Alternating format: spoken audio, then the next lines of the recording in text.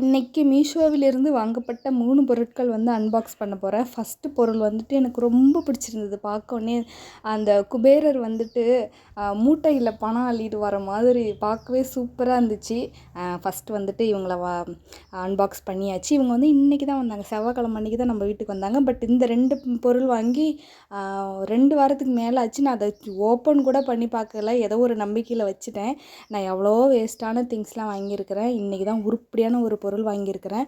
நான் சமைக்க போனேன்னா காலைல 5:30 மணிக்கு அடுப்பு ஆன் பண்ணேன்னா 7:30 மணி வரைக்கும் ஓடுது சமைச்சிக்கிட்டே இருக்கிறேன். என்னன்னு பார்த்தா இந்த காய்கறி கட் பண்ணுறது தான் வந்துட்டு எனக்கு பெரிய டாஸ்க். எனக்கு அவ்வளோ சீக்கிரம் கடனில் நான் அறிய மாட்டேன். சரி, இதை வாங்கிடுவோன்னு சொல்லிட்டு வாங்கியாச்சு.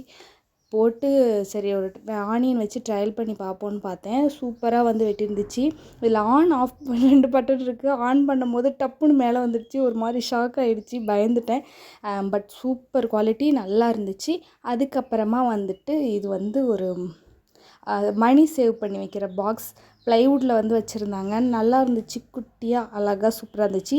இதில் வந்து 1,20,000 வரைக்கும் நம்ம சேவ் பண்ணிக்கலாமா, அதிலே நம்ம டிக் பண்ணிக்கலாம்.